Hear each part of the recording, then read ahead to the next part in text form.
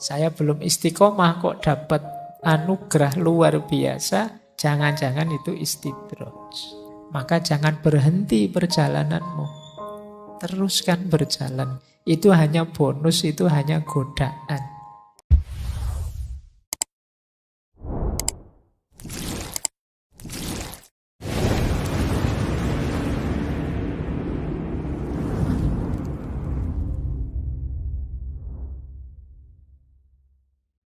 Oke, bismillah.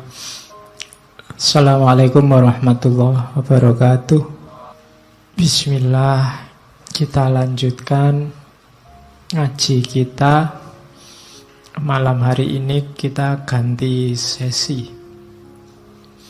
Oke, selanjutnya, kadang kalau kita menganggap hidup ini hanya sesuai kalkulasi akal kita saja, mungkin hari ini kita harusnya sudah putus asa. Ada banyak sekali masalah dalam hidup ini. Tapi kenapa kita tidak begitu? Kita yakin ada Allah. Kita yakin punya Allah. Orang kok sedih terus-terusan, stres terus-terusan, marah terus-terusan, kecewa terus-terusan. Ini sebenarnya dia lupa bahwa dia punya Allah. Nah, maka kalian yang sedang galau, tidak move on lama, kamu lupa bahwa ada Allah. Jangan putus asa. Jangan dikira meleset targetmu yang satu terus hidupmu hancur. Kamu bisa bikin target yang baru. Masih ada Allah. Dapat yang baru jangan-jangan lebih bagus dari yang lama. Di kampus ini kena DO, siapa tahu nanti di kampus yang baru DO lagi. Ya enggak apa-apa itu. Itu namanya nasib. Baik, kita lanjutkan ya. Contohnya banyak. Itu dalam Al-Quran yang jelas, misalnya ada cerita Sayyidah Maryam, ibundanya Nabi Isa. Yang ini memang sejak dalam kandungan orang tuanya bernazar mendedikasikan beliau untuk Allah saja. Nah, ini hidupnya memang dijamin oleh Allah. Makanan selalu datang dari langit. Dan itu tidak milih musim. Kalau dalam ceritanya, makanan buah-buahan musim dingin bisa dihadirkan di musim panas, buah-buahan musim panas dihadirkan di musim dingin. Tidak musimnya durian, kalau memang pengen durian, ya durian datang. Tidak musim rambutan, pengen rambutan, rambutan datang. Nah, itu diantara karomah untuk Sayyidah Maryam. Ini sampai Nabi Zakaria heran, pamannya heran, ini makanan dari mana? Baik, ini contoh karomah. Oh, ini enak kalau kalian jadi wali dapat karomah seperti beliau ini, kamu anak kos enak itu. Makanan ada terus, kamu ndak mikir beli di mana, nyari kemana. Atau Ashabul Kahfi. Nah, ini yang karena istiqomah dengan keimanannya sampai dikejar-kejar, bersembunyi di goa, tidur 309 tahun. Oh, itu 3 abad lebih ya. Itu kalau dibandingkan Indonesia dijajah Belanda, itu Belanda datang sampai pulang baru bangun. Lihat kan 3,5 abad itu Belanda itu. Dan itu masih muda. Bangun setelah 309 tahun pun masih muda. Jadi ini Ashabul Kahfi, itu karomah dari Allah. Atau ada cerita menterinya Nabi Sulaiman yang mampu menghadirkan singgasananya Ratu Balkis sekedipan mata, ngalah-ngalahi Ifrit. Jadi sebelum Nabi Sulaiman kedip, singgasananya Ratu Saba sudah di depannya. Ini menteri yang namanya Asif bin Burkhiyah. Ada yang bilang Asif bin Farkhiyah. Ini keluar biasaan anugerah Allah pada orang-orang yang disayangi. Dan masih banyak cerita-cerita ini. Saya tadi membayangkan, saya tak cerita-cerita aja apa ya malam hari ini. Wah, nanti kalian tambah ngantuk. Jadi insya Allah cerita-cerita kalian ngerti semua lah. Malam hari ini kita agak mendalami konsep-konsepnya. Apa itu yang dimaksud karomah. Baik, kita mulai mendalami tanda-tanda karomah dan maksudnya. sesuatu, ini bagi kita yang tidak mendapat karomah, untuk menilai ini karomah benar atau istidraj atau apa. Yang pertama apa? Orang yang menerima ini memang orang soleh. Itu karomah. Bukan berarti kayak kita tidak terlalu soleh, ini tidak mungkin luar biasa. Tapi kalau yang untuk kita kan namanya ma'unah. Tapi kalau itu karomah, pastikan ini orang soleh. Jadi Pak, tetangga saya itu tidak pernah sholat loh Pak. Tapi karomahnya, ya bukan karomah kalau itu. Jadi karomah itu hanya untuk wali-walinya Allah. Berarti dia harus orang soleh. Ada lagi yang kedua, tidak secara khusus berdoa, meminta, melatih diri untuk mendapat keistimewaan itu. Jadi ini memang insidental, diberikan langsung oleh Allah. Maka yang latihan-latihan, Pak saya latihan biar tidak mempan dibacok, Pak saya kayak gitu, itu mungkin ada, tapi namanya bukan karomah. Karomah itu memang sesuai kebutuhan saja. Ketika Allah menganggap kekasihnya ini butuh, itu diberi saat itu juga. Dan itu nyambung dengan ciri ketiga, tidak bisa dipamerkan, tidak bisa disombongkan. Ya persis seperti ketika Nabi Musa mukjizat, tongkatnya dipukulkan laut, terus lautnya terbelah. Itu kan insidental, saat itu Nabi Musa diberi petunjuk, disuruh mukulkan tongkatnya di laut. Jadi sepenuhnya prerogatifnya Allah, kapan, di mana, seperti apa. Bukan latihan, juga bukan melalui riyadhah lama minta bisa ini, ya Allah saya minta bisa melihat yang gaib-gaib, ya Allah, bukan itu. Jadi karomah itu sepenuhnya anugerahnya Allah. Jadi ya tongkatnya Nabi Musa tadi setelah dipakai itu terus kamu coba, saya nyoba, ayo terbelah. Besok nyoba lagi, ayo kok buat main-main gitu tidak bisa dipamerkan. Jadi dia sifatnya insidental, memang anugerah Allah sewaktu-waktu ketika Allah menganggap kekasihnya ini butuh, itu diberi. Makanya tidak bisa dipamer-pamerkan. Tidak bisa, oh saya wali loh, coba lihat, saya bisa jalan di atas air nih. Itu dipamerkan, tidak bisa begitu. Jadi ciri sederhananya, orangnya memang soleh, bukan sesuatu yang memang diminta lama atau dilatihkan lama. Dan yang ketiga, tidak dipamer-pamerkan. Ini namanya karomah. Terus maksudnya apa sih? Karomah itu dianugerahkan oleh Allah.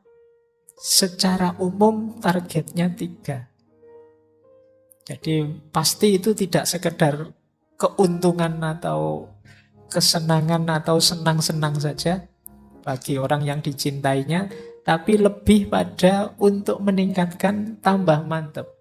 Tambah Allahu Akbar, betapa Allah itu Maha Kuasa. Manusia yang secara fisika, matematika tidak mungkin bisa jalan di atas air, ternyata bisa. Orang tambah yakin. Ini target pertama. Jadi hadirnya karomah menambah mantap keimanan seseorang. Yang kedua, hadirnya karomah menambah percayanya orang pada para wali ini. Jadi sehingga ketika para wali ini dakwah lebih mudah diterima. Misalnya Kanjeng Sunan Kalijogo yang bisa bikin tiangnya Masjid Demak hanya dari tatal, yang sampai hari ini itu kan kita bisa melihat. Masjid semegah sekokoh itu tiangnya hanya dari tumpuan kayu yang dirangkai. Oh, ini kan tidak sembarangan, kok kamu nyoba ya pontang-panting. Ilmu arsitektur yang mana ya kesulitan bikin itu. Ini semacam karomah. Dia yang tidak sembarangan orang bisa. Nah, ketika orang ngerti, wah ini berarti beliau memang waliullah. Itu kan ketika mengajak kita, mendakwahi kita, lebih mudah masuk. Jadi ini jadi wasilah, jadi sarana, orang tambah percaya. Ya karena masyarakat Jawa cara berpikirnya agak gaib, agak mistik, ya nanti banyak mukjizat karomah-karomahnya para wali itu ya seputar itu. Nah, yang ketiga, adanya karomah itu ya penegasan bagi wali ini tentang makomnya dan tuntutan untuk istiqomah. Berarti Allah menerima itu. Kalau dalam dunia tasawuf kan yang dilakukan seorang wali itu dari satu tahap ke tahap lain namanya makomat. Kesungguhan seorang wali mendaki makomat itu nanti disambut oleh Allah dengan namanya akhwal. Nah, karomah ini bagian dari akhwal tadi. Meskipun kalau dalam tasawuf, karomah ini kadang-kadang posisinya tidak sekedar anugerah, tapi juga ujian. Jadi kalian diberi karomah, misalnya kalian wali ya, diberi karomah itu bisa dimaknai juga sebagai ujian.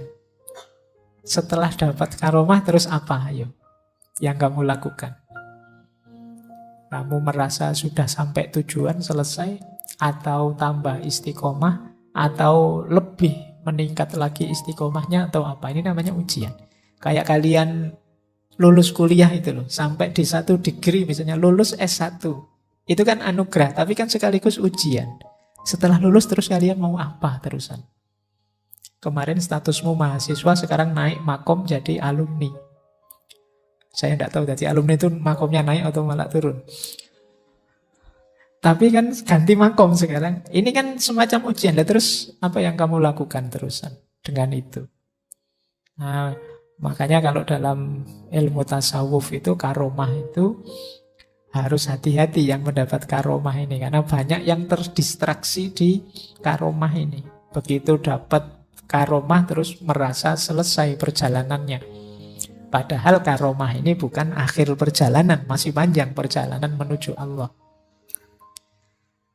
Baik, jadi itu tanda-tandanya dan maksudnya. Kita lanjutkan. Nanti ada 2 jenis karomah. Yang pertama hissiyah, yang kedua maknawiyah.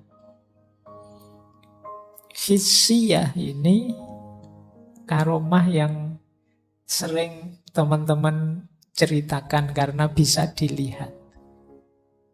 Jadi hissiyah itu misalnya bisa membaca hatinya orang, pikirannya orang. Bisa menyebut nanti akan terjadi apa. Bisa apalah cerita jalan di atas air. Bisa ada di mana-mana. Sekarang di sini yang lain, oh saya lupa tadi ketemu Pak Faiz di sana kok sekarang sudah ada di sini. Oh yang di sana ya saya yang lain bagian. Nah ini ada jenis karomah. Ini namanya hissiyah. Orang bisa mengindranya langsung, melihatnya langsung. Begitu saya ngomong kejadian. Nah, jalan harusnya waktunya lama. Misalnya Surabaya Jogja harusnya kalau naik tol 3 jam setengahan, ini setengah jam sudah sampai. Tadi tidur tidak tahu-tahu sudah nyampe. Nah itu kan hissiyah namanya. Kejadian luar biasa yang sifatnya indrawi. Hissi itu kan indra, panca indra. Nah jadi ini jenis pertama. Biasanya yang teman-teman kejar itu kan yang ini. Ingin loh Pak, sekali-sekali saya punya kelebihan apa gitu. Bisa membaca pikirannya orang, bisa membaca hatinya orang kan. Ini hissiyah namanya. Saya tidak tahu kalian siap apa enggak. Misalnya kalian punya kemampuan membaca pikiran atau hatinya orang, itu siap enggak kalian? Kayak saya ini misalnya ngadep kalian itu pikiranmu kedengaran semua, jangan-jangan malah stres kamu. Sebanyak ini orang yang sana lihat saya sambil bilang, Pak Faiz itu kalau ngomong-ngomong opo itu rumput. Kok lama sekali tidak selesai-selesai ngajinya. Kamu mungkin malah terdistraksi jadi tidak fokus. Kamu belum siap. Nah, apalagi kamu bisa berada di banyak tempat sekaligus, wis tidak bayang ke. Atau kamu bisa melihat apa min waroi hijab. Jadi meskipun ada penghalang, bisa tembus melihatnya. Tambah bahaya kalau kamu. Ini karomah hissiyah. Ada yang lebih sejati. Karomah itu namanya karomah maknawiyah. Mungkin kalian tidak terlalu tertarik, tapi justru inilah karomah yang dikejar-kejar oleh wali.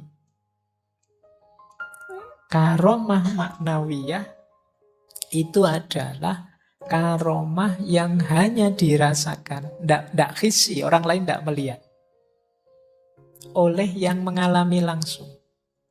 Misalnya tambah istiqomah. Misalnya bersihnya hati dari buruk sangka, iri, dengki. Akhlaknya tambah baik. Oleh Allah dianugerahi akhlak mulia sepenuhnya. Ini karomah maknawiyah. Jadi ada dua jenis karomah, ada hissiyah, ada maknawiyah. Hissiyah oke untuk bukti dan macam-macam tadi, maknawiyah jauh lebih hakiki. Nanti kita lihat pendapatnya para ulama tentang hissiyah dan maknawiyah ini. Kita lihat yang lebih sejati. Ini saya ambil kalimat dari Syekh Ar-Randi yang nulis syarahnya kitab Hikam. Kata beliau begini, adapun karomah hissiyah, semisal melipat bumi atau berjalan di atas air, tidak ada artinya sama sekali bagi orang-orang yang sungguh mengerti atau al-muhaqqiqin. Sebab sesuatu yang luar biasa seperti itu bisa timbul dari orang yang belum sempurna istiqomahnya. Seperti para murid yang baru bersuluk kepada Allah. Bahkan keanehan-keanehan itu bisa muncul dari orang yang tidak punya istiqomah sama sekali, seperti tukang sihir, para dukun, namun bukan sebagai karomah, akan tetapi sebagai istidraj dari Allah. Jadi kata Syekh Ar-Randi, karomah-karomah hissiyah, yang itu kalau difilmkan mungkin luar biasa. Kalau ada film tentang para wali itu kan biasanya yang justru divisualkan kan karomah hissiyah ini. Yang bisa jalan di atas air, bisa menyakiti orang jarak jauh. Kata Syekh Ar-Randi, ini tidak luar biasa. Banyak orang bisa melakukan itu meskipun dia bukan tergolong orang yang istiqomah. Orang yang biasa-biasa saja. Para dukun juga kadang bisa begitu. Para ahli sihir juga bisa kadang begitu. Jadi jangan tertipu, jangan terpesona hanya dari karomah hissiyah. Ya memang luar biasa. Mungkin kalau difilmkan bisa masuk kategori Marvel Universe itu. Bisa jalan di atas air, bisa melihat kemana, bisa, wah itu X-Men itu. Tapi itu tidak luar biasa. Jadi dia masih belum yang sejati. Karena bahkan tukang-tukang sihir pun bisa. Nah, ada lagi cerita dari Syekh Abu Yazid Bustami tentang ini. Satu ketika beliau ditanya tentang seseorang. Karena ada orang yang melihat ada orang yang bisa berjalan dari Baghdad ke Mekah dalam sehari. Zaman itu ya, kalau zaman itu luar biasa. Kalau zaman sekarang ya naik pesawat sederhana sekali bisa. Tapi ini jalan loh, dari Baghdad ke Mekah sehari. Terus Abu Yazid menjawab, setan pun bisa jalan dari ujung timur bumi sampai ujung barat hanya dalam sekejap. Tetapi ia tetap dalam laknatnya Allah. Jadi tidak ukuran karomah hissiyah itu. Karomah hissiyah itu mungkin salah satu tanda kewalian, tapi dia tidak hakiki. Yang lebih hakiki karomah maknawiyah. Nah ini pandangannya Syekh Ar-Randi di Syarah Hikam, Ghaisul Mawahib Al-Aliyah fi Syarhil Hikam Al-Ata'iyah. Ada cerita yang pernah saya ceritakan tentang karomah yang sejati dan karomah hissiyah ini. Mungkin masih ingat teman-teman ya dulu. Ini cerita antara Syekh Hasan Basri dan Robi'ah Al-Adawiyah. Jadi satu ketika Hasan Basri ini melihat Robi'ah sedang ada di pinggir sungai. Wah, terus Syekh Hasan Basri melemparkan sajadahnya ke atas sungai. Ayo Robi'ah, sholat jamaah yuk. Jadi sajadahnya dilempar di atas air. Wah, Ini semacam mameri Robiah, ayo levelnya tinggi mana kewaliannya, mungkin ngono karepe. Terus dijawab oleh Robiah, wahai Hasan, kalau engkau ingin memperlihatkan karomahmu, yo kurang tinggi itu. Ini tak tunjukkan yang lebih tinggi. Terus Robiah melemparkan sajadahnya ke udara. Ayo wes, sekarang aku makmum, tapi aku sholatnya dari udara. Kamu mendekat ke sini, ke udara. Nah, Hasan angkat tangan, si Hasan Al-Basri. Wah, lebih tinggi ternyata bisa di udara. Saya masih butuh air untuk alasnya. Nah, tapi terus dimarahi sama Robiah. Wahai Hasan, apa yang engkau lakukan, ikan juga bisa. Dan apa yang aku lakukan ini, lalat juga bisa. Tidak luar biasa. Urusan yang hakiki berada di luar kedua karomah ini. Seseorang harus fokus ke urusan yang lebih hakiki. Jadi karomah itu aksiden saja, tidak penting. Tidak usah pamer karomah, itu maunya Robiah. Karena karomah itu tadi hanya ujian. Kalau kamu membanggakan bisa jalan di atas air, itu ya ikan juga bisa, bebek juga bisa. Kalau kamu membanggakan bisa jalan di udara, burung juga bisa. Jadi kamu masih selevel burung saja kalau di situ sudah bangga. Berarti apa? Tidak di situ kuncinya. Yang hakiki ya Allah saja fokusnya. Tidak usah mikir yang lain-lain. Nah, ini untuk membedakan tadi ya antara hissi dengan maknawi. Yang maknawi ini yang lebih hakiki, bukan yang hissi. Nah, saya lanjutkan. Inilah pandangan-pandangan para ulama tentang yang hissi dan maknawi. Yang sejati itu apa? Kata Syekh Abu Hasan Asyadzili, setiap kekeramatan, setiap karomah yang tidak disertai keridhaan terhadap Allah, berarti orang itu tertipu dan pasti akan binasa. Jadi sudah mendapat karomah, kok lupa dengan Allah, tidak peduli keridhaan Allah, ini degradasi sudah habis kewaliannya. Dia pasti akan binasa. Atau muridnya Syekh Sazili, Syekh Abdul Abbas Al-Mursi. Kata beliau, bukanlah karomah itu bagi orang yang bisa melipat dunia, sehingga dalam satu detik bisa sampai Mekah dan negara lain. Tetapi kebesaran itu ialah orang yang dilipatkan baginya hawa nafsunya, sehingga dia langsung dekat dengan Tuhannya, di sisi Tuhannya. Jadi kata Syekh Mursi, kalau ada cerita-cerita, wah beliau ini loh walinya Allah luar biasa, sholat Jumatnya saja di Mekah dan lain sebagainya. Ya itu karomah, tapi bukan itu intinya. Karomah yang sejati itu yang terlipat bukan jaraknya, tapi nafsunya. Sehingga ketika nafsu ini terlipat, akhirnya dia tambah dekat pada Allah. Jadi kuncinya dengan karomah itu harusnya orang tambah dekat dengan Allah. Jadi dengan keluar biasaan anugerah Allah itu ya harusnya tambah dekat, bukan tambah jauh. Nah, maka kata Syekh Sahal Al-Tustari, sebesar-besar karomah adalah berubahnya akhlak yang jelek menjadi akhlak yang baik. Maka teman-teman kalau ingin menemukan karomah yang paling dahsyat ya, dari akhlak buruk menjadi akhlak yang mulia, itulah karomah. Makanya istilahnya akhlakul karimah, akhlak yang mulia. Nah, di bagian lain Syekh Sahal bilang begini, kamu jangan heran kalau melihat orang yang tidak punya apa-apa di sakunya, tetapi ketika ia ingin sesuatu, dimasukkan tangannya dalam sakunya dan mendapat apa yang dia inginkan. Biasa kalau cuma kayak gitu. Tapi kamu boleh heran pada orang yang menaruh sesuatu di sakunya. Tetapi ketika ia ingin sesuatu itu, dimasukkan tangannya dalam saku dan tidak ada apa-apa di dalamnya. Tapi dia tidak berubah imannya kepada Allah.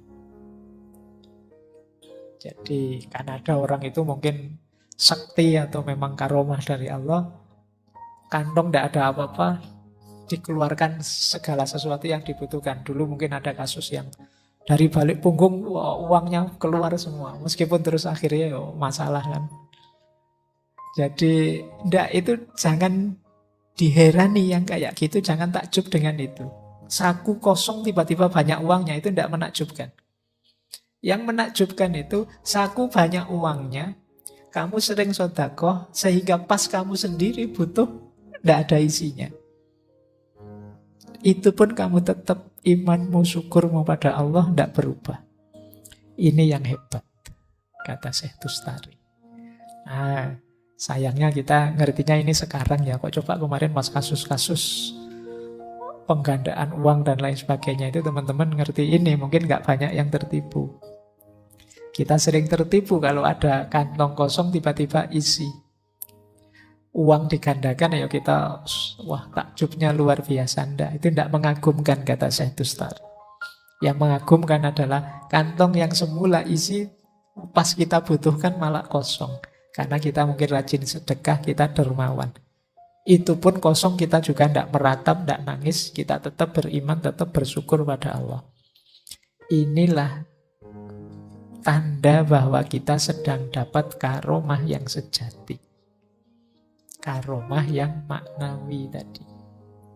Tidak yang hissi. Oke, terus. Nah, sekarang kita buka sebentar Syekh Ibnu Athaillah As-Sakandari, kitab Hikam. Karomah itu memang kadang diberikan pada yang masih belum istiqomah. Kata beliau, rubbama ruzikol karomata man lam tahmullahul istiqomah. Terkadang Allah memberikan karomah pada orang yang belum sempurna istiqomahnya. Ini tadi yang disebut ujian tadi. Maka hati-hati. Misalnya teman-teman baru saja ingin dekat dengan Allah, baru sadar. Ya baru minggu lalu saja rajin tahajud, tiba-tiba kok terus jadi sekti misalnya. Omonganmu kok terus wujud, kabul. Jangan berhenti. Pak, saya itu baru tahajud seminggu loh Pak. Ternyata yang saya omongkan terbukti semua Pak. Wah, berarti luar biasa saya. Makomku sudah tinggi berarti sekarang. Nah ini yang meleset. Ya memang kadang-kadang Allah memberikan itu sebagai ujian. Jadi kalau diuji dengan kesulitan kan mungkin kamu waspada. Tapi diuji dengan anugerah mungkin kamu lupa. Jadi kamu merasa tinggi, kamu merasa sudah sampai. Padahal belum apa-apa. Padahal saya tidak berdoa apa-apa loh Pak. Ternyata diluluskan saya ujiannya. Ranking 1 lagi. Teman saya yang puasa Senin Kemis tahajud ya malah rankingnya di bawah saya. Berarti mungkin makom saya memang lebih tinggi loh Pak. Kamu nyari-nyari kelebihan. Mungkin karena jangan-jangan saya ini meskipun ibadahnya tidak bagus, mungkin hati saya jangan-jangan ikhlas ya Pak. Atau kamu nyari kebaikanmu sendiri. Padahal belum. Anugerah yang diberikan oleh Allah itu mungkin hanya ujian dari Allah. Kalau kamu diberi enak, masih ingat Allah enggak?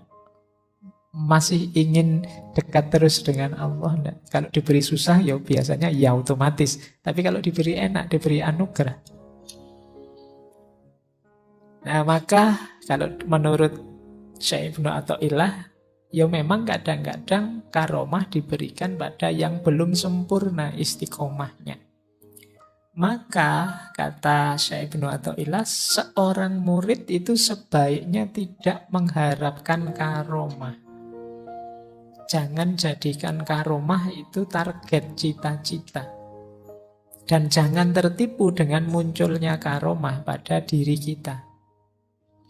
Karena keistimewaan yang diberikan pada murid yang belum sempurna istiqomahnya bisa jadi hanya ma'unah atau bahkan istidraj. Karena hakikat karomah itu istiqomah. Jadi saya belum istiqomah kok dapat anugerah luar biasa, jangan-jangan itu istidraj. Atau belum, itu belum bisa disebut karomah, hanya maunah. Maka jangan berhenti perjalananmu. Teruskan berjalan. Itu hanya bonus, itu hanya godaan. Kalau teman-teman mencermati cerita-cerita wayangnya para wali, itu ketika tokoh-tokoh wayang ini misalnya Arjuna atau Pandawa sedang mencari ilmu, tirakatan, semedi di mana, itu selalu godaannya enak-enak. Tidak ada kok godaan nggak enak. Ditemuin bidadari, ditawari kekayaan, yang gini-gini godaannya. Nah, ini karomah itu posisinya bisa semacam ini. Jadi bisa menggoda kita. Itu persis seperti Syekh Abdul Qadir Jailani yang mungkin minggu lalu saya ceritakan, yang ketika sedang asik sholat tahajud tiba-tiba mendengar suara, "Wahai Abdul Qadir, kamu sudah tamat, sudah tuntas ibadahmu. Kamu sekarang boleh, tidak perlu sholat lagi, jangan melakukan ibadah lagi, sudah selesai." Nah, untungnya Syekh Abdul Qadir Jailani memang fokusnya hanya Allah saja. Diperintahkan tidak ibadah itu kan sama saja disuruh menjauh dari Allah. Sehingga pasti dia tidak mau. Jadi ini rumus pertama bagi teman-teman yang sedang melakukan perjalanan dekat dengan Allah. Kalau di awal-awal sudah merasa dapat banyak sekali anugerah yang luar biasa, Pak, saya baru saja mengistiqomai puasa Senin Kemis, belum 1 bulan. Ternyata saya dapat rezeki yang luar biasa. Nah, itu hati-hati, jangan tertipu di situ. Jangan-jangan itu bagian dari ujian, peringatan dari Allah untuk melanjutkan perjalanan. Tidak mandek di situ saja.